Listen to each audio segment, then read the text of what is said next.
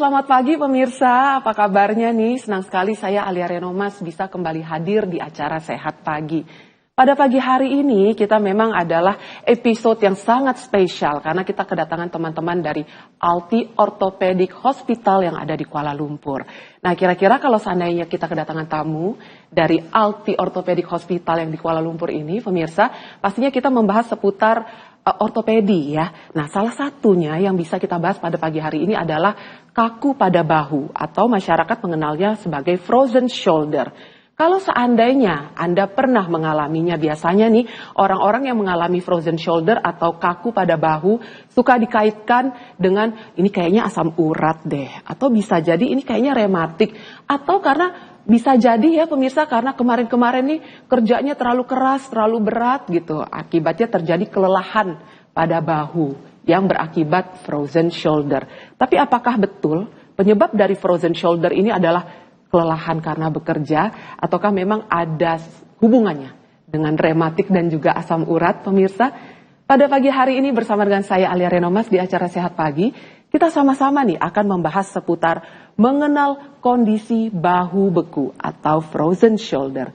Sudah hadir bersama dengan saya ada Profesor Dr. Ruslan Nazarudin Simanjuntak, konsultan ortopedik, arthritis, and sports surgeon. Ya, saya menyapa dulu Prof. Ruslan pada pagi hari ini, pemirsa.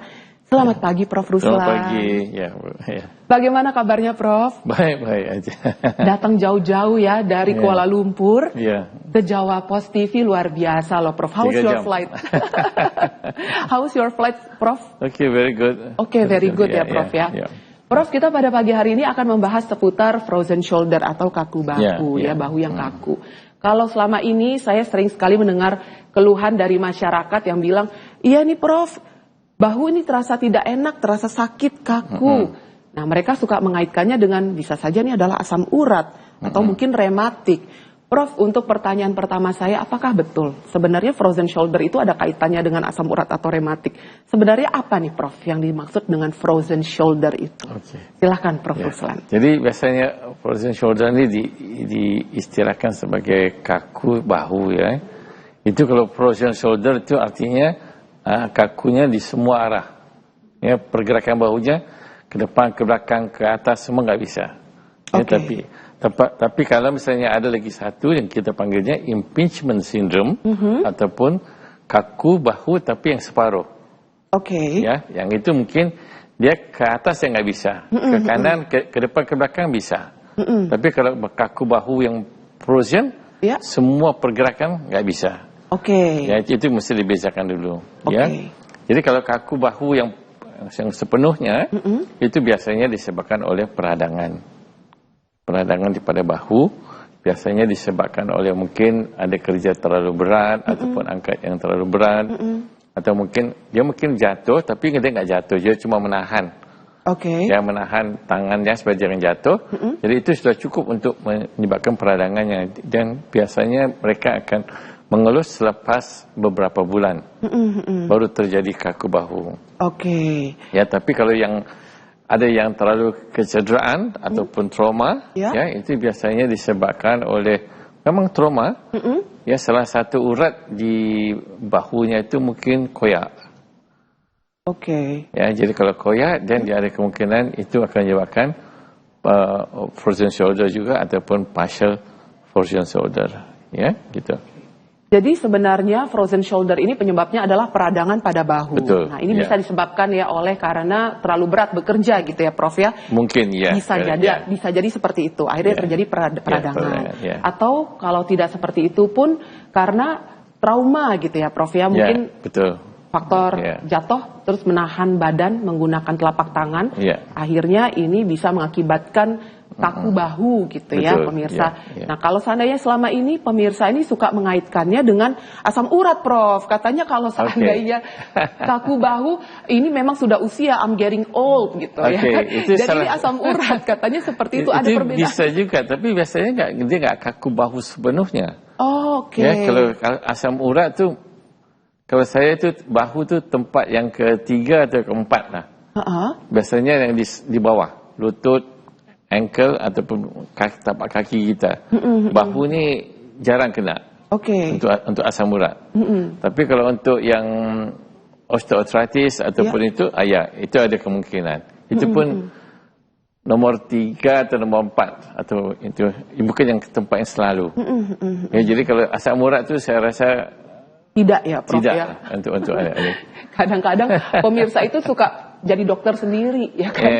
Berasa kayak pegel, ini kayaknya asam urat. Tapi kalau seandainya kita membahas seputar frozen shoulder ya, Prof. Ruslan, mungkin ada nggak ya symptoms yang secara detail? Ini adalah frozen shoulder. Apa sih symptomsnya yang sekiranya bisa membedakan antara ini adalah frozen shoulder dan ini bukan frozen shoulder? Apa nih symptoms khasnya? Yang biasanya memang sakit, ya, sakit nyeri, ya. Dan yang keduanya biasanya mereka akan mengatakan bahwa saya nggak bisa bergerakkan bahunya ke depan, ke belakang, ke atas. Yang paling biasa saya tanya itu, bisa nggak kamu ngambil sesuatu daripada atas? Contohnya, dia bilang nggak akan bisa, nggak sampai. Kalau dia susah mau sampai, ya. Betul kalau kamu gatal di belakang, kamu bisa nggak garuk? Itu nggak bisa, itu pergerakannya nggak bisa. Jadi kalau wanita saya akan tanya, bisa nggak kamu cuci rambut atau ikat rambut belakang? Itu biasanya nggak bisa. Ya, itu salah satu simptomnya, gejalanya, keluhannya. Selain dari itu biasanya kalau bilangnya bengkak, mungkin nggak ada, tapi cuma bengkak sedikit saja, rasanya nggak enak, itu aja. Jadi keluhan utamanya sakit, pergerakannya kurang, dan discomfort. Itu hanya. Itulah gejala khasnya gitu khasnya, ya, Prof. Ruslan ya. Karena kadang-kadang ya saya itu sering banget pemirsa kalau seandainya ada temen gitu ya yang gatel, tolong dong digarukin nih bagian punggung. Nggak bisa, Prof, untuk garuk badan punggung. Kita suka berpikir kamu sih mungkin kegendutan, tapi kan ternyata belum tentu ya, Prof ya. Bilangnya kalau seandainya nggak bisa garuk ini belakang karena katanya gendut-gendut lengannya. Tapi bisa saja itu adalah gejala frozen shoulder atau kaku bahu, apalagi kalau seandainya ini sakit untuk digerakkan. Jadi itu biasanya pergerakannya itu kurang bisa ke belakang. Kurang fleksibel seperti itu ya, Prof ya. Baik kalau begitu. Pemirsa di rumah, saya mengundang Anda yang ingin berkonsultasi langsung dengan Prof Ruslan seputar kaku bahu atau frozen shoulder. Mungkin Anda mengalaminya atau pernah mengalaminya. Silahkan yang ingin berkonsultasi bisa via WhatsApp atau juga bisa via telepon ya pemirsa. Untuk nomornya sudah tertera di layar kaca Anda. Ya, jangan lupa untuk selalu cantumkan nama, usia, dan juga lokasi Anda di mana. Kami jeda sejenak, jangan kemana-mana. Kami akan segera kembali sesaat lagi.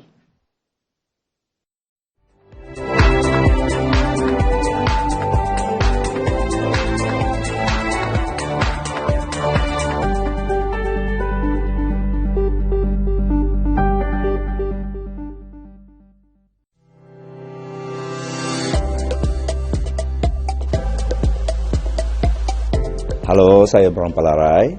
Saya kini di Alti Orthopedic Hospital, rumah sakit khusus tulang di Kuala Lumpur. Saya hari ini di sini untuk bone health screening, membuat annual check up untuk tulang saya. Karena sebagai seorang aktor, tubuh saya membutuhkan saya dalam keadaan optimal. Ini sesuatu yang penting, dan di sini ternyata kesemua dokternya mempunyai pengalaman yang sangat lama dengan jam terbang melebihi 20 tahun. Dan apa yang luar biasa di sini adalah personalized care, pemeriksaannya itu sangat bagus, luar biasa. Ikuti Malam Gebiar Pembaca Setia 75 tahun Jawa Pos 1 Juli 2024 di DBL Arena aka Jawa Pos Arena.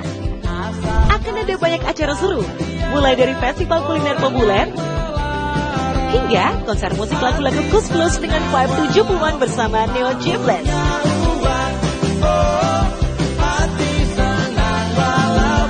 Dan akan ada door prize satu sepeda motor keren. Jangan sampai kelewatan. Acara ini disponsori oleh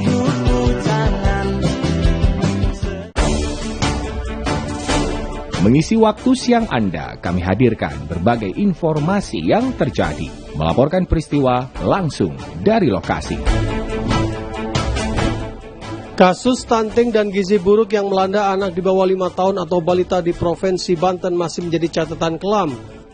Update siang, setiap hari pukul 11.30 waktu Indonesia Barat di Jawa Pos TV.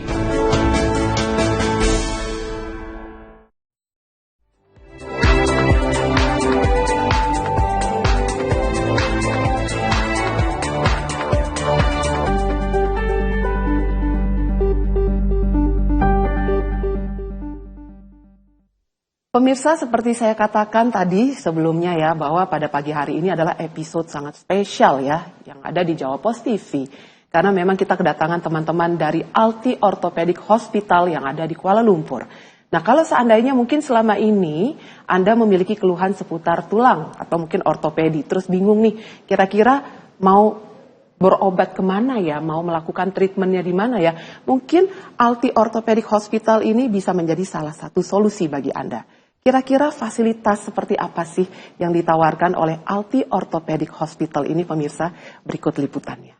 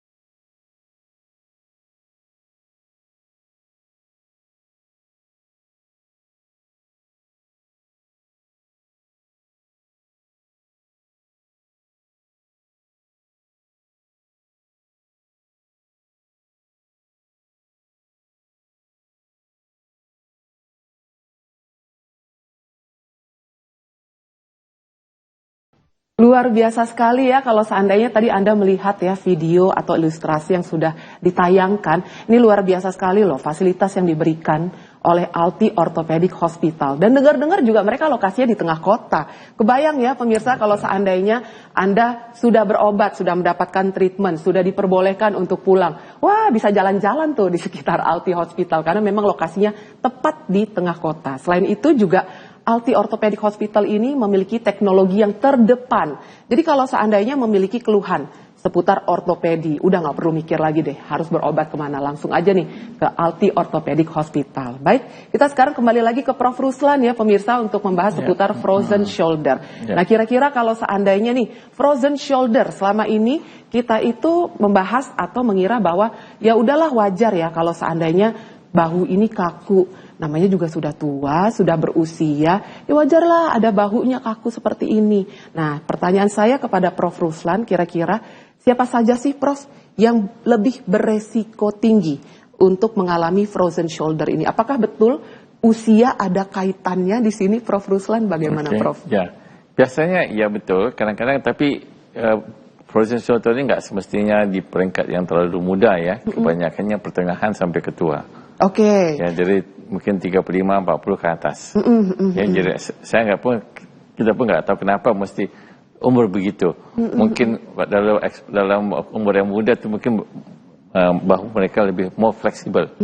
Ya, tapi sudah tua ada sedikit peradangan ataupun pengapuran yang terhadap pada bahu mereka dan disebabkan oleh penyebab-penyebab yang saya sebutkan tadi, trauma contohnya. Dia akan mudah berdarah dan mudah peradangan dan menyebabkan mudah mendapat bahu yang ini. Dan biasanya mereka akan mendapat selepas mungkin 1 atau 2 bulan selepas trauma ataupun selepas kejadian. Jadi mereka bukan dapat serta-merta, bukan immediately.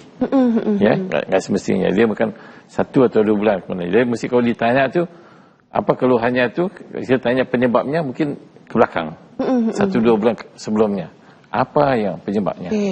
Berarti yang lebih beresiko untuk terkena frozen shoulder ini di usia pertengahan sampai ke 40-an ya, Prof, ya? 40-an 50-an lah. 40-an 50-an. Selain itu siapa lagi nih Prof yang beresiko tinggi untuk mengalami frozen shoulder ini? Apakah mungkin ada seperti kondisi pekerja apa nih Prof gitu ya, mungkin supaya kita lebih aware juga nih Prof di pekerja pekantoran. Biasanya kan umur yang sebegitu adalah dalam working age ya, yang selalu bekerja. Jadi kebekerjaannya kalau bekerja secara office ya, office hours ataupun office yang nggak banyak melakukan pergerakan yang berat-berat, itu mungkin enggak. Tapi yang melakukan berat-berat, contohnya yang mesti angkat berat, mesti angkat situ.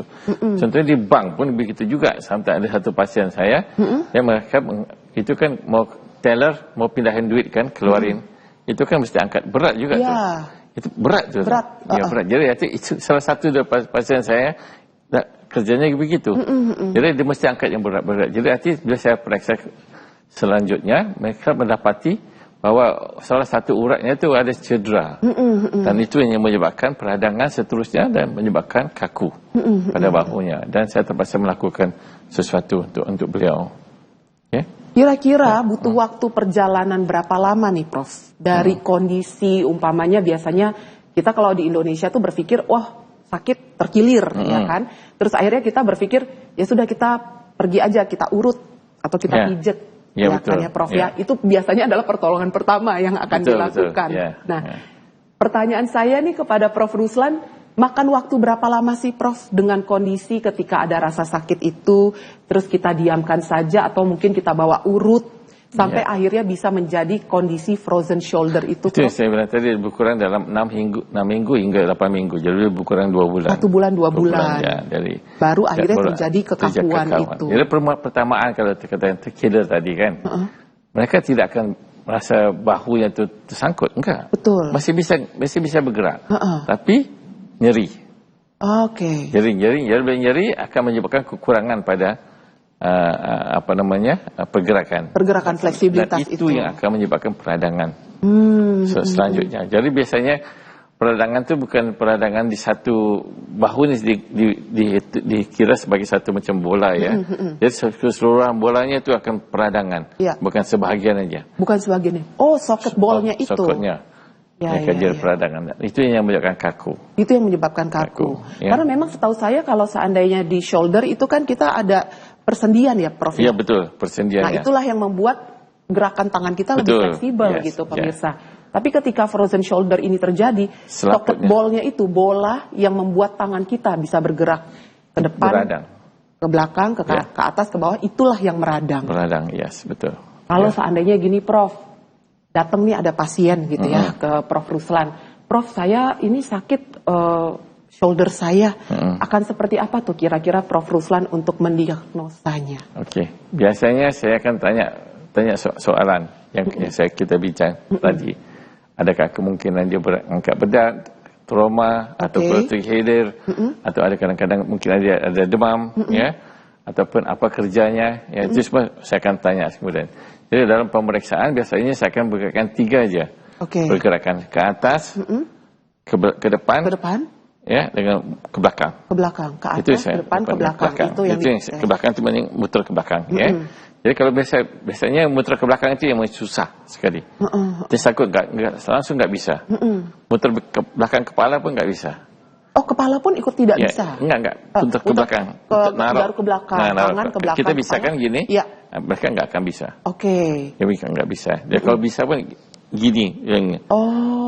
Jadi itu. Jadi artinya satu. Ya, angkat ke atas pun nggak bisa. Jadi kalau mereka nggak bisa buat begitu, artinya kemungkinan itu adalah frozen shoulder, ya. Tapi kadang-kadang satu aja ke atas saja nggak bisa, itu kita panggilnya impingement shoulder. Karena cuma di satu sisi aja. Satu sisi, ke belakang masih bisa. Jadi itu salah satu. Jadi biasanya untuk saya buat diagnosa yang tepat, saya akan gunakan MRI. Lebih detail soalnya ya, Prof, lebih detail. Apa sebabnya? Dan dari situ biasanya saya akan bisa lihat. Saya bisa lihat sama ada peradangan, bengkak, ya, ataupun ada urat yang putus, atau ada tulang-tulang yang rusak yang menyebabkan pergerakan bahu terhalang. Ya, itu yang saya akan tengok di situ, MRI. Baik, kalau begitu Prof Ruslan, Ini tadi seperti saya katakan, saya mengundang pemirsa di rumah yang ingin berkonsultasi langsung dengan Prof. Ruslan. Bisa. Seputar keluhan ya di bahu ya pemirsa ya. Ini tadi sudah ada yang masuk, Prof. Saya tadi mau membacakan, tapi kayaknya kita harus jeda sejenak ya Prof. Ruslan. Oke. Ya, baik ya. Pemirsa di rumah, kami harus jeda sejenak. Silakan bagi Anda yang ingin berkonsultasi langsung dengan Prof. Ruslan seputar frozen shoulder atau kaku pada bahu Anda, bisa konsultasi via WhatsApp pemirsa atau juga bisa via telepon. Jangan lupa loh untuk selalu cantumkan nama dan juga usia Anda serta lokasi Anda di mana. Kami jeda sejenak ya, jangan kemana-mana, kami akan segera kembali sesaat lagi.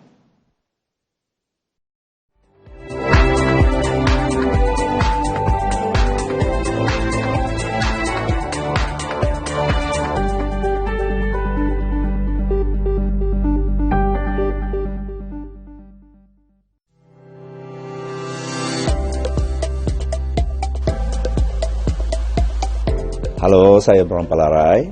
Saya kini di Alti Orthopedic Hospital, rumah sakit khusus tulang di Kuala Lumpur. Saya hari ini di sini untuk bone health screening, membuat annual check up untuk tulang saya. Karena sebagai seorang aktor, tubuh saya membutuhkan saya dalam keadaan optimal. Ini sesuatu yang penting, dan di sini ternyata semua dokternya mempunyai pengalaman yang sangat lama dengan jam terbang melebihi 20 tahun. Dan apa yang luar biasa di sini adalah personalized care, pemeriksaannya itu sangat bagus, luar biasa.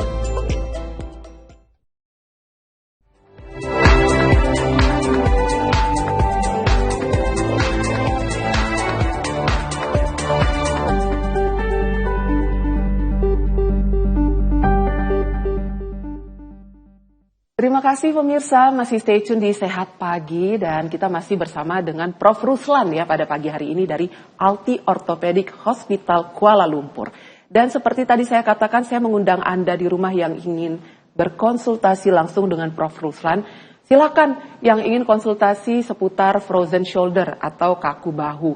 Ini yang datang jauh-jauh loh, dari Kuala Lumpur loh pemirsa ya kan. Dan Prof lagi, seorang profesor lagi. Jadi kalau seandainya Anda berkonsultasi, saya yakin ini nanti kalau seandainya analisa yang keluar dari ini ya, dari Prof. Ruslan, ini kurang lebih tepat ya Prof ya, walaupun belum MRI ya Prof ya. Iya. Dan ini pada pagi hari ini sudah ada Ibu Mawar yang ada di Semarang. Halo, selamat pagi Bu Mawar. Selamat pagi Prof. Saya Ibu Mawar, usia saya 40 tahun Prof. Saya masih bekerja. Nah kadang saya ini kalau pulang kerja bahu terasa nyeri Prof. Terus apakah ini ada faktor karena kecapean atau apa ya Prof ya? Kerja saya itu sebenarnya duduk sih Prof. Nggak terlalu berat sih, bukan angkat yang berat-berat, maksudnya seperti itu. Kira-kira minum vitamin apa ya Prof untuk kondisi saya? Apakah dengan kondisi ini saya harus minum susu? Karena terkadang kaki saya ikutan bengkak ini Prof. Kira-kira dikasih apa Prof. Ruslan? Untuk Ibu Mawar dari Semarang. Silakan Prof. Ruslan. Ya, selamat pagi Ibu. Jadi Ibu keluhannya Ibu bahu dengan kaki yang agak bengkak. Dia pekerja Ibu adanya duduk aja. Saya Ibu nggak jelaskan apa pekerjaan sebenarnya. Tapi kalau setakat duduk saja, biasanya itu dia tak ada beban ke atas bahunya.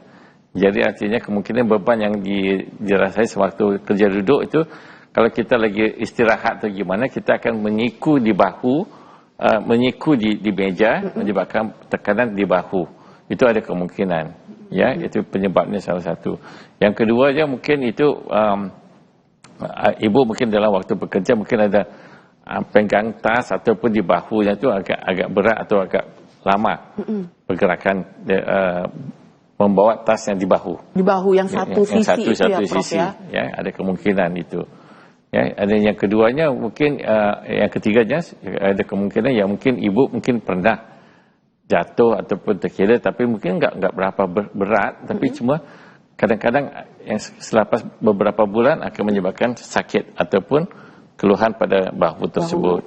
Itu yang menyebabkan pergerakan itu. Tapi yang saya menariknya itu tadi kaki ibunya bengkak. Saya rasa kalau ibu kerjanya duduk, kakinya bengkak itu biasanya duduknya terlalu lama. Jadi kaki bengkak. Jadi artinya mungkin ibu ni kurang bergerak ataupun latihan ataupun exercise mesti dilakukan sepenuhnya. Jadi saya rasa penyakit bahu ibu ini mungkin disebabkan oleh peradangan yang minimum saja. Yang minimum. Peradangan yang minimum. Ya. Membahas seputar peradangan yang minimum, frozen shoulder, itu ada tingkatannya nggak, Prof? Karena barusan Prof Ruslan bilang peradangan yang minimum, berarti ada yang maksimum ya peradangannya. Ini bagaimana dengan tingkatan dari frozen shoulder? Biasanya itu keluhannya tuh orang akan keluhan kalau minimum, dia nggak akan datang ke rumah sakit. Dia bilang dia pergi ke tempat yang tukang urut atau gimana coba ngurut. Tapi sebenarnya bila mengurut itu akan menyebabkan lagi banyak peradangan. Ya, jadi kalau minimum itu artinya dia masih bisa bergerak, cuma nyeri aja. Ya, tapi kalau yang maksimum pergerakannya mungkin 15 degree aja. Gini, gitu. Yang lain nggak bisa. Itu maksimum. Ya, jadi yang minimum itu masih bisa begini, masih bergerak, tapi masih ada nyeri. Tapi tidak dirasa. Jadi itu yang menyebabkan kebanyakan mereka akan datang selepas 2 atau 3 bulan selepas keluhan. Dia nggak akan datang hari yang pertama. Nah, ini untuk treatmentnya sendiri seperti apa nih, Prof Ruslan? Karena kan ternyata frozen shoulder ini ada klasifikasinya, ada yang minimum dan juga maksimum, kan? Betul. Nah, untuk treatmentnya kira-kira seperti apa? Umpamanya yang minimum deh, Prof, udah 2 bulan atau 3 bulan setelah kejadian, datang nih ke Prof Ruslan, akan seperti apa tuh kira-kira treatment dan tindakannya, Prof? Kalau minimum, biasanya saya akan kasih biasanya obat aja tahan sakit. Obat tahan sakit, obat untuk ototnya supaya dilemesin. Kita masuk relaxation, ya. Dan kita buat latihan fisioterapi untuk pergerakan bahunya ke semua arah yang biasa dibuatnya. Dan itu mungkin memerlukan masa waktu sebulan. Ya, Tapi kalau itu juga nggak dapat, katakan masih sakit juga atau masih keluh juga, biasanya saya akan suntik di bahunya. Ya, di satu bahu supaya mengurangkan peradangannya itu. Ya, jadi itu pun selepas disuntik mesti dibuat exercise. Setelah disuntik justru harus dibuat exercise ya, Prof juga, ya? Saya pikir setelah disuntik harus diistirahatkan. Enggak. Enggak ya. Istirahat cuma berapa jam aja. Besoknya udah mulai. Jadi kalau itu juga nggak bisa, biasanya saya akan sendiri yang akan buat pergerakan itu. Dan kami akan menggunakan apa istilahnya, kita tidurkan mereka, ya, dengan bius supaya nggak sakit ya. Saya akan gerakkan semua itu untuk melawan peradangan itu. Supaya jangan melekat.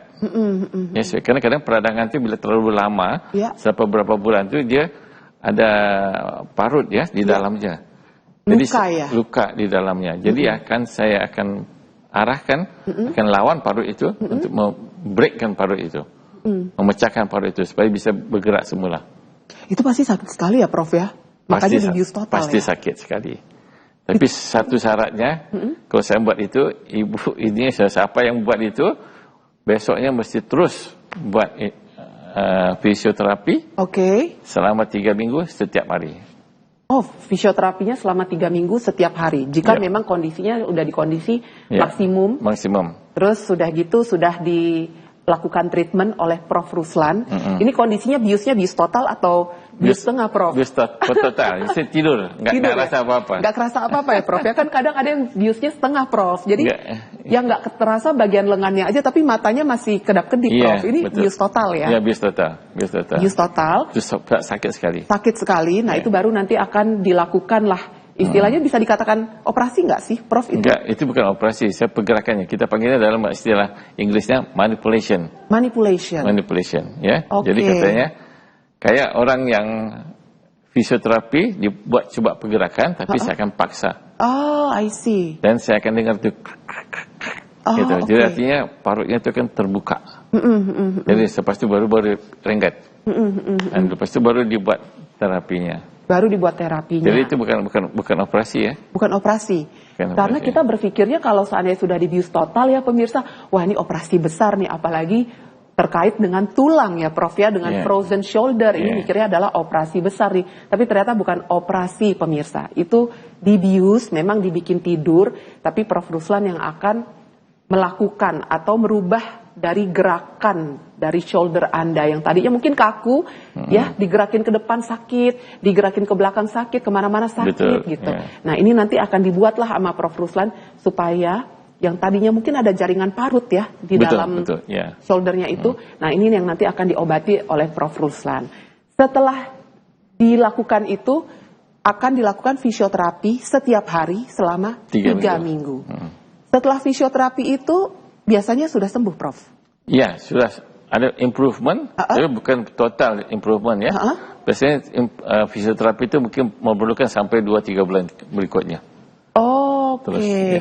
Jadi 3 bulan berikutnya. Jadi itu memang istilahnya. Tapi nggak perlu hari-hari. Nggak perlu hari-hari, tapi udah bisa jeda gitu ya, Prof betul, ya. Untuk frozen shoulder ini. Ternyata pemirsa kalau seandainya Anda mengalami frozen shoulder, jangan dianggap enteng ya. Jangan dianggap langsung pijet sendiri atau urut sendiri, karena tadi Prof Ruslan katakan kalau seandainya mengalami frozen shoulder, Anda urut sendiri, takutnya malah nanti berimbas atau berakibat lebih parah lagi ya Prof ya. Betul. Malah nanti untuk treatmentnya pun lebih kompleks lagi ya Prof ya. Ya ada satu lagi treatmentnya selepas itu. Ada lagi satu treatment. Saya pikir kalau saya sudah maksimum itu sudah mentok di situ Prof, ternyata ada lagi ya treatmentnya. Ada lagi. Oh, apalagi nih Prof treatmentnya? Yang treatmentnya ya istilahnya kita panggilnya artroskopi. Oke. Itu baru pembedahan ya. Pembedahan itu bertotal juga. Tapi saya bukan artroskopi itu maknanya kita buat 3 lubang di bahu. Saya akan teropong ke dalam. Saya akan bisa lihat itu apa namanya keadaan di dalam bahu tersebut. Di area bahu itu. Dan saya akan bisa lihat peradangannya. Saya akan bisa lihat parut-parutnya semua. Dan itu saya akan lepasin semua. Ya, lepasin semua. Dilepasin semua. Saya pikir akan bikin kayak socket ball. Oh enggak sampai situ. Enggak sampai situ. Oke, baik. Yang paling tinggi itu paling tinggi itu. Itu aja. Oke, baik. Prof Ruslan, nanti setelah kita kembali, saya akan membacakan WhatsApp dari Bapak Suudi Afandi yang ada di Gresik. Ini ingin konsultasi langsung dengan Prof Ruslan ya. Bisa. Sesaat lagi ya pemirsa, tetap di Sehat Pagi. Ya.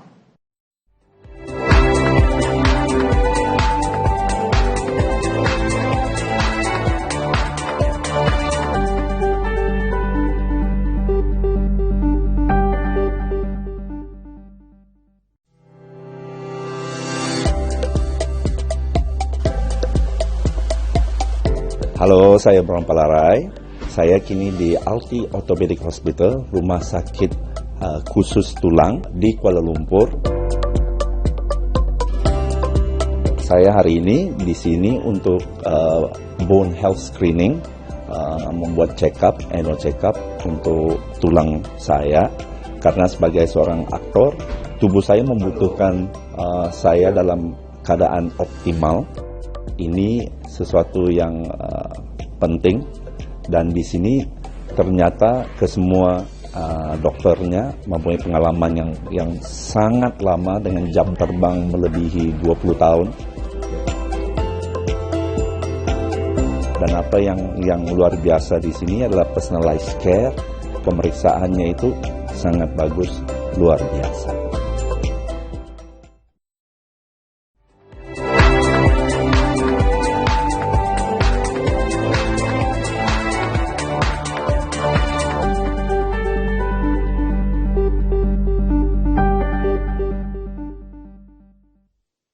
Seperti janji saya pemirsa, sekarang saya akan menyapa Bapak Suudi Afandi yang ada di Gresik. Selamat pagi Pak Suudi Afandi. Assalamualaikum Prof. Bagaimana ya Prof cara menjaga kelenturan otot bahu agar tidak mudah kaku otot ya Prof ya? Karena usia saya saat ini 57 tahun. Nah, ini bagaimana Prof untuk menjaga kelenturan otot bahu supaya tidak gampang untuk terkena frozen shoulder. Nah ini bagaimana Prof Ruslan? Ya biasanya kalau untuk menjaga shoulder ini mudah saja. Kita lakukan pergerakan saja setiap hari. Pergerakan bahu yang kita biasa buat artinya ke depan, ke belakang, ke atas, yang muter, itu kita buatkan selalu. Jadi artinya jangan sampai kita ada kelonggaran ataupun trauma ataupun terkehilir ya di pada bahu. Jadi yang kalau umur 57, kalau ada kemungkinan jatuh ataupun ada sedikit otot yang rusak ataupun bengkak, itu akan menyebabkan frozen shoulder. Oh, lebih gampang lebih untuk gampang. terkena frozen shoulder itu. Jadi artinya untuk mengelakkannya, jangan jatuh, jangan ada trauma, jangan sampai ada terhilir ataupun gimana, megang yang berat-berat itu contohnya, itu semua elakkan daripada itu. Jadi dan lakukan pergerakan bahu dalam semua arah setiap hari. Ya, jadi itu akan memudahkan bahu itu seperti rasanya ringan aja, terlentur, ya. Lebih lentur, lebih fleksibel. Ya, jadi itu salah satunya. Untuk umur yang 57 tahun itu ya. Selanjutnya ya Prof, ini saya mau menyapa Bapak Syahdi Mastar. Ini luar biasa Prof, dari Sumbawa, Nusa Tenggara Barat. Lombok ini ya, kalau Sumbawa ya. Assalamualaikum Prof, nama saya Syahdi Mastar. Saya dari Sumbawa ya Prof ya. Saya ini terdeteksi menurut dokter sudah frozen shoulder udah 2 tahun Prof. Sudah pernah operasi untuk menggerakkan kekakuan ya Prof ya, dan juga disuntik ini Prof. Namun belum juga sembuh. Saat ini sudah lumayan dapat bergerak Prof, namun masih kaku dan agak nyeri. Mohon bantuannya Prof Ruslan. Bagaimana Prof Ruslan untuk Bapak Syahdi Mastar nih yang ada di Sumbawa? Ya, ada kemungkinan kalau dia sudah operasi, sudah disuntik, itu artinya apa yang saya bilang tadi. Yang mungkin di artroskopi sudah dibuang, ya. Jadi artinya ada kemungkinannya ada penyebab nyeri yang lain. Ada yang mungkin salah satu kawasan ataupun space di bahu itu mungkin ada yang tersumbat. Ya, dan ada kemungkinan itu berlaku lagi mungkin selepas operasi ataupun semasa operasinya nggak penuh dihabiskan, dikikis sepenuhnya. Jadi masih ada lagi. Dan beliau pun ada dibilang tadi disuntik kan? Sudah disuntik. Suntik juga, jadi masih kaku juga. Tapi ada improvement. Jadi saya rasa ini penyebabnya adalah space di bahu itu berkurangan.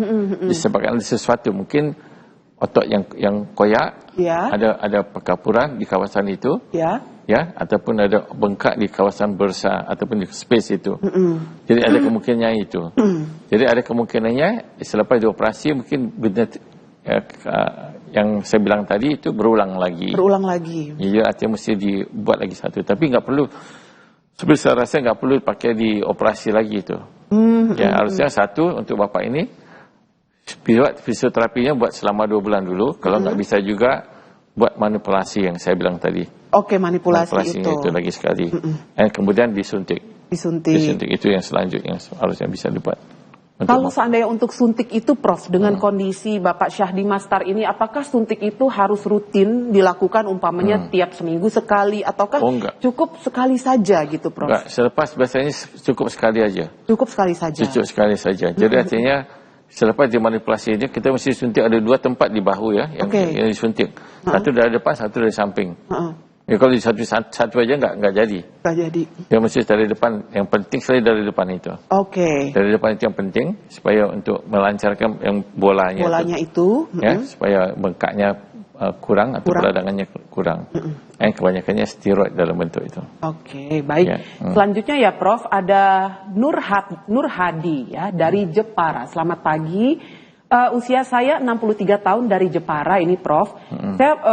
Saya ini sakit 1 tahun lalu ya, bahu sebelah kiri. Nah, penyembuhannya fisioterapi dan berangsur sembuh. Ini penyebabnya karena mengangkat barang berkali-kali. Namun ya Prof, ini terkadang masih terasa sakit lagi gitu. Jika selesai olahraga terus ditambah lagi ada rasa sakit di pinggang sekitar atas pinggul kiri nih Prof. Atas pinggul kiri, Ya. Yang harus dilakukan ke depannya apa ya Prof? Karena saya ini tidak bisa meninggalkan olahraga badminton. Sukanya olahraga badminton. Bagaimana ini Prof untuk keluhannya Nur Hadi dari Jepara? Jawa Tengah ya Prof? Jawa Tengah. Iya, silakan Prof. Ruslan. Tempat kayu jati itu. Oh, benar. Okey, tapi bahunya bahu kiri ya. Saya Bahu anggap kiri. dia tadi kalau badminton di kanan ya. Iya. Kebanyakan orang kanan kan. Ya, kalau bahu kiri. Jadi kalau bahu kiri itu, kalau dia sudah 1 tahun, artinya umur 60-an, itu biasanya disebabkan oleh pengapuran. Pengapuran. Ya, pengapuran. Jadi pengapuran itu akan menyebabkan penyempitan pada bahu. Dan itu akan menyebabkan pergerakannya pun berkurang. Ya, tapi saya rasa itu bukan dia badminton itu tangan kanan saya rasa. Iya. Kalau tak dia nggak mungkin badminton Pakai kiri. bahu seperti gitu. Ya. Jadi itu artinya yang selanjutnya ke depannya harusnya dibuat terapi selanjutnya. Terapi. Ya. Anda mungkin disuntik, tapi sebelum disuntik itu mesti dibuat MRI dulu supaya tahu apa sebabnya keadaan itu masih sakit lagi. Okey. Jadi itu kalau betul itu disebabkan oleh salah satu pengapuran di atas bahu, itu paling mudah sekali. Cuma di operasi yang saya bilang tadi, teropong aja. Teropong itu. Itu dikikis, insya-Allah terus bisa bergerak seperti biasa. Okey. Ya, jadi itu. Tapi bahu itu dengan yang pinggul kiri itu nggak ada kaitan ya. Nggak ada kaitannya ya, Prof ya? Nggak ada kaitannya. Jadi artinya mungkin itu pinggul kiri itu mungkin disebabkan oleh gerakan tiba-tiba.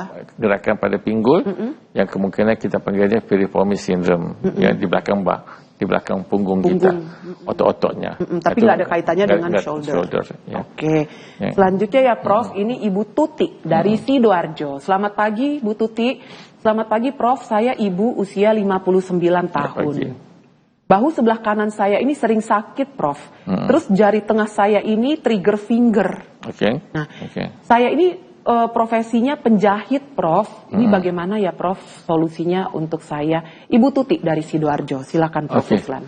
Kalau ibu sakit bahu dengan trigger finger itu biasanya nggak ada kaitan dengan shoulder pain ya. Tapi kalau misalnya beliau ada sakit pada pergelangan tangan, ya itu kebanyakan kalau orang yang jahit itu ada pergelangan tangan. Kita panggilnya saraf kejepit di bagian pergelangan. Ya, kita panggilnya carpal tunnel syndrome. Itu bisa menyebabkan sakit pada bahu juga. Ya, jadi bahu. Jadi kalau pergerakannya sakitnya disebabkan itu, pergerakannya masih normal, ya ada kemungkinannya itu. Ya, saraf kejepit. Tapi kalau misalnya sakit di situ tapi pergerakannya berkurangan, itu ada kemungkinannya apa yang kita bincangkan tadi. Mungkin frozen shoulder atau partial frozen shoulder ataupun impingement. Ya, jadi itu ada penyebabnya. Tapi biasanya kalau ibu menjahit ni biasanya kan duduk aja kan. Iya, duduk aja. Duduk aja, jadi tangannya gini aja, betul ya. Jadi enggak ada kaitannya dengan shoulder ya. Tapi kemungkinan saya rasa kemungkinannya ada saraf kejepit di pergelangan tangan. Kita panggilnya carpal tunnel syndrome. Itu boleh menyebabkan sakit pada bahu. Oh, oke. Ataupun pada leher. Pada leher, seperti itu ya Prof ya. Selanjutnya Prof, ini dari Bapak Bahder Johan. Selamat pagi Pak Bahder Johan. Selamat pagi Prof. Usia saya 74 tahun. Saya dari Bogor Prof. Keluhan saya ini, saya sakit di belakang lutut sudah hampir 1 bulan. Karena saya sekarang banyak tidur, jarang bergerak. Sehabis serangan jantung 8 bulan yang lalu Prof. Sampai sekarang masih berobat jalan. Saran dari Prof. Ruslan apa ya Prof ya dengan kondisi saya? Ini bukan tentang frozen shoulder, tapi tentang rebahan tidak apa-apa ya Prof? Juga, Bagaimana Prof usianya 74 tahun? Ya, kalau sudah serangan jantung, sudah 8 bulan, artinya keadaan jantung itu biasanya sudah sembuh. Oke. Ya, jadi artinya sudah sembuh. Jadi artinya pergelangan sakit di belakang lutut tadi kan? Ya? Belakang lutut. Itu biasanya disebabkan oleh OA. Osteoartritis atau perkapuran di lutut. Ya, itu adalah gejala yang pertama sekali. Untuk OA bukan di depan, di belakang. Jadi pergerakan lututnya mungkin agak terbatas juga, saya nggak tahu, nggak dibilang di sini. Dan jadi ada kemungkinan bapak ini mungkin mengalami perkapuran di peringkat itu ada 4 ya. Mungkin peringkat 2. Oke. Ya, sebab sakit nggak bisa jalan. Jadi saya sarankan kalau sampai peringkat 2 ini masih bisa dibuatkan terapi, fisioterapi, berjalan, ya, supaya dan gerakkan lututnya sebanyak yang mungkin. Oke. Dan itu bisa dilakukan sendiri sebenarnya bisa ya Prof ya di rumah ya. Sebab saya rasa itu sakit beliau itu disebabkan beliau tidak jalan Tidak bergerak. Berat selama 8 bulan 8 selepas bulan itu ya. selepas operasi jantung. Jantung itu. Gitu. Makanya kalau seandainya ada keluhan atau mungkin sudah operasi jantung atau mungkin terkena serangan jantung, sebisa mungkin tubuh itu digerakkan ya Prof ya. Betul, ya betul. Supaya tidak ada keluhan di nantinya ya Prof ya. Betul. Baik, selanjutnya nih Prof, ini usianya 70 tahun dari Pak Ahmad di Semarang. Ya. Pernah kena frozen shoulder usia 55 tahun Prof Betul, ya waktu itu. Sekarang sudah sembuh. Prof, saya ingin tahu supaya tidak terulang lagi dan tidak terjadi pengapuran nih, bagaimana ya treatmentnya untuk frozen shoulder ini, dan kira-kira pengapuran ini kalau terjadi itu karena apa ya Prof ya? Dari Pak Ahmad di Semarang, usianya 70 tahun, di usia 55 pernah terkena frozen shoulder. 55 udah kena shoulder. Biasanya kalau dia sudah kena itu biasanya nggak ada lagi peradangannya. Oke. Ya. Tapi mungkin disebabkan oleh pengapuran, itu mungkin permulaan maksud pengapuran. Jadi bila mereka usia jadi 70-an, jadi pengapuran itu makin lama makin banyak. Itu disebabkan oleh usia. Tapi biasanya kalau untuk mengelakkan daripada melakukannya frozen shoulder semula, kita gerakkan saja tangan jatuh. Latihan tangan, bahu tadi yang diputar diarahkan ke atas, ya. Seperti itu ya Prof ya. Bahunya senang aja ke atas, ke belakang, ke depan. Udah itu aja. Gerakan aja semua. Ataupun kadang-kadang kita kan bisa lihat dia muter-muterin bahunya. Ya, seperti itu. Bisa. Itu silakan. Ya, jangan sampai cedera itu aja. Ya, jangan kalau betul-betul dia ada nyeri, dia mungkin letakkan hot pack ya untuk situ. Oh, hot pack koyo seperti itu ya, ya Prof betul. Ya? Boleh ya ditaruh itu ya? Saya biasanya akan lakukan itu juga. Oh, jadi kalau seandainya ada rasa tidak nyaman atau pegel, apalagi ini terkait dengan usia ya, Bu ya, Pak, bolehlah ditempelin koyo gitu, apalagi usianya memang sudah sudah tua. Tapi istilahnya koyo itu kan kayak obat biasa aja kan, tapi sebenarnya koyo yang ada obatnya. Ada spesialnya seperti itu.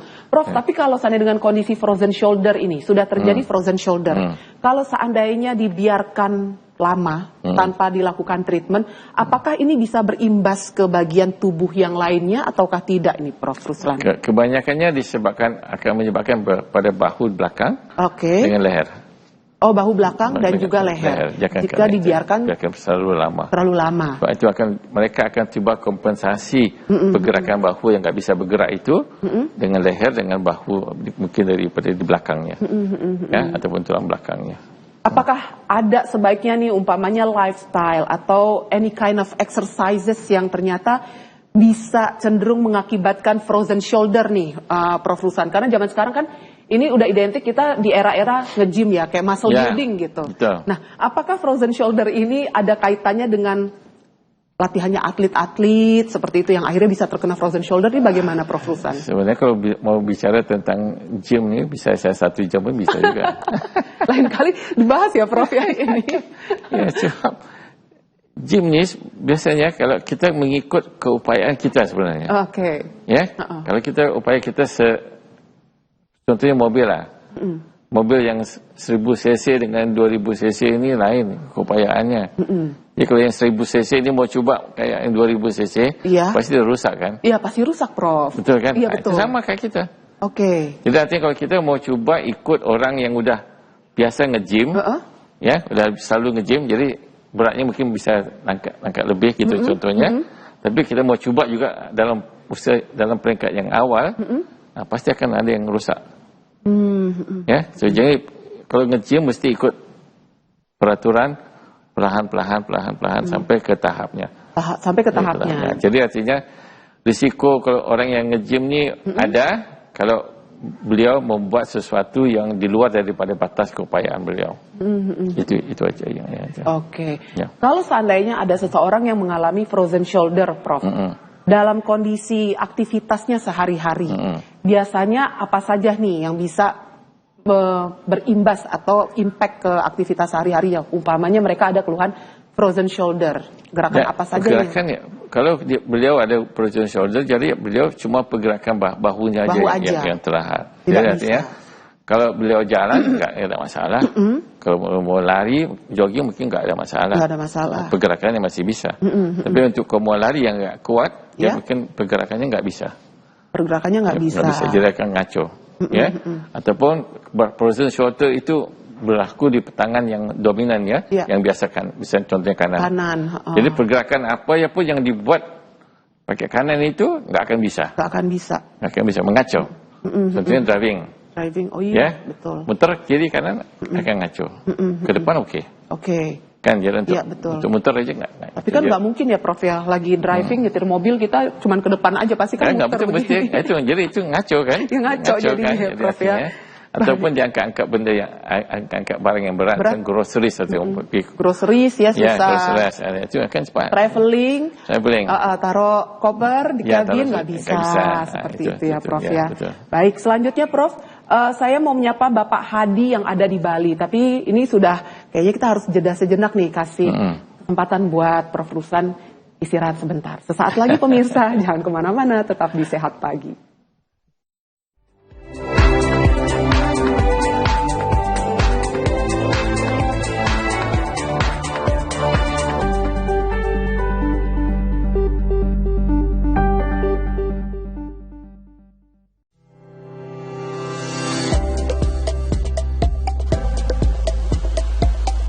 Halo, saya Bram Palarai. Saya kini di Alti Orthopedic Hospital, rumah sakit khusus tulang di Kuala Lumpur. Saya hari ini di sini untuk bone health screening, membuat annual check up untuk tulang saya. Karena sebagai seorang aktor, tubuh saya membutuhkan saya dalam keadaan optimal. Ini sesuatu yang penting, dan di sini ternyata semua dokternya mempunyai pengalaman yang sangat lama dengan jam terbang melebihi 20 tahun. Dan apa yang luar biasa di sini adalah personalized care, pemeriksaannya itu sangat bagus, luar biasa.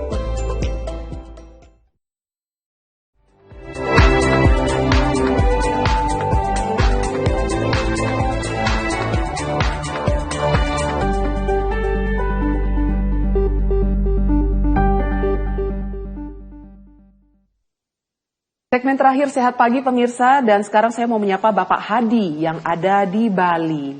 Prof, saya Hadi, sekarang usia saya 57 tahun, Prof. 4 tahun yang lalu saya alami frozen shoulder di bahu kanan. Saya biarkan saja ini, Prof, karena kondisi pada waktu itu kan lagi COVID ya, Prof ya. Nah, walau gerakan terbatas dan sakit, jadi saya biarkan saja tanpa obat dan juga tanpa terapi. Setelah 2 tahun sembuh dengan sendirinya, Prof. Tapi gerakan jadi tidak seleluasa dulu. Nah, tapi sekarang sudah tidak sakit lagi nih, Prof. Ceritanya begitu. 2 tahun yang lalu saya alami frozen shoulder di bahu kiri saya. Terus saya berobat dan pergi nih ke fisioterapi.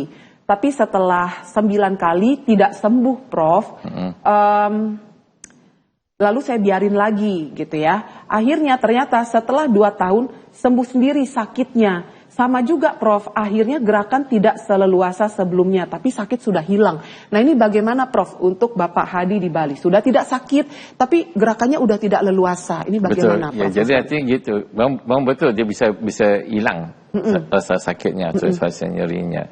Kalau tak dibuat apa-apa. Tapi pergerakannya, jadi artinya, kan saya bilang tadi, peradangan. Ya, peradangan itu artinya inflamasi di selaput sendi. Ya, waktu itu memang sakit, sebab dia bengkak, merah, ya, kurang. Tapi sudah lama-lama dia peradangannya kurang. Sebab kalau peradangan kurang akan menyebabkan parut. Parut itu nggak sakit, tapi dia akan mengurangkan pergerakan batas pergerakan bahu kita. Jadi mungkin nggak bisa ke atas sama sekali, nggak bisa ke belakang sama sekali, ya. Macam kalau mungkin angkat mesti bisa. Sebab nggak sakit. Tapi pergerakannya memang ni. Jadi kalau waktu itu, kalau pergerakannya masih bisa untuk beliau untuk melakukan sesuatu yang setiap hari dilakukan, nggak apa-apa. Tapi kadang-kadang kan, ini nggak bisa nyetir, nggak bisa ini, nggak bisa itu. Jadi itu saya sarankan untuk dilakukan operasi yang saya bilang tadi. Artroskopi untuk menghilangkan parutnya.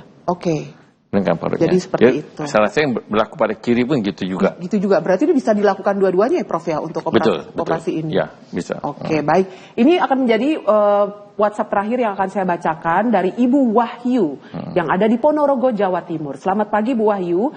Usianya 54 tahun, Prof. Keluhannya adalah di lutut ini, Prof. Didiagnosa osteoartritis mungkin stage 4 ya, di kiri dan kanan sudah dilakukan suntik. Yang kaki kiri juga, tapi masih sakit, Prof, kalau misalnya berdiri lama dan jalan jauh. Ini kira-kira apa ya, Prof, obatnya? Oke, kalau ibu ini, jadi artinya lututnya ya? Iya. Ini pengapuran. Tadi bilangnya stage 4 ya? Iya, stage 4. Oke, stage 4 itu artinya tulang di atas dengan tulang bawah itu udah bergeser. Ya, jadi artinya bantalannya udah nggak ada sama sekali. Iya. Ya, jadi suntik masih sakit. Sebab bantalannya nggak ada sama sekali. Oke. Jadi artinya suntik pun nggak bisa dilakukan lagi. Ya, jadi artinya saya rasa satu keadaan ibu ini sakit, bantalannya nggak ada, and then lututnya ini agak bengkok ke dalam, saya rasa. Jadi berupa O gitu. Oh, iya. Ya, berupa O. Jadi biasanya untuk ibu ini kalau sejenis begini, biasanya yang paling bagus untuk ibu kalau umur 54 tadi ya. 57? 57. Ya. Ya, kita lakukan satu operasi, kita panggilnya namanya total knee replacement. Ganti sendi. Ganti sendi ya. Dengkulnya itu diganti dengan yang besi. Ya. Dan itu bisa ditahan sampai 20 tahun. Oh, oke. Ya, jadi ibu nanti mungkin nggak ada sakit, nggak ada nyeri, nggak perlu suntik lagi. Mungkin yang bentuk O pun akan berubah jadi lurus. Ya, bisa jalan, bisa bergerak seperti biasa. Sampai umur 20 tahun mendatang. Oh, oke. Tapi kalau untuk treatmentnya mendingan lebih baik datang ke Alti Orthopedic Hospital ya Bu ya, langsung temuin ini Prof Ruslan. Karena Prof Ruslan sudah menjelaskan, berarti ini kayaknya memang udah detail sekali nih apa yang akan dilakukan oleh Prof Ruslan jika memang terkait dengan keluhannya Ibu ya. Prof, terakhir nih pertanyaan dari saya. Kasih tips Prof bagaimana caranya supaya menghindari shoulder frozen ini. Oke. Frozen shoulder mudah aja. Yang saya bilang tadi. Buat senaman, buat pergerakan yang keseluruhannya. Jangan buat pergerakan yang berlebihan daripada, jangan mengangkat berat yang berlebihan dari kemampuan kita. Itu aja dia punya yang artinya. Oh, oke. Ya, jadi artinya untuk mengelakkannya, just keep moving. Keep moving the shoulder. Oke. Itu baik aja. Kalau begitu. Prof Ruslan, terima kasih banyak sudah mau meluangkan pagi harinya ya di sini ya pemirsa. Kita kasih dong ini ya tepuk tangannya dulu ya untuk Prof Ruslan ya. Profesor Dr. Ruslan Nazarudin Simanjuntak. Konsultan orthopedic arthritis and sports surgeon. Konsultan ya. Terima kasih ya Prof Ruslan. Sehat selalu Prof. Ya, sama-sama. Semoga kita bisa jumpa di lain kesempatan ya Prof ya. Insyaallah. Baik kalau begitu. Terima kasih pemirsa sudah menonton acara Sehat Pagi. Seperti saya katakan, tubuh kita ini didesain untuk bergerak. Supaya Anda terbebas dari frozen shoulder, lakukanlah exercise, gerakan simple movement, gerakan bahu Anda ke atas, ke samping, ke belakang, supaya lentur. Jadi akhirnya terbebas dari frozen shoulder. Aliran Mas pamit pemirsa, sampai jumpa.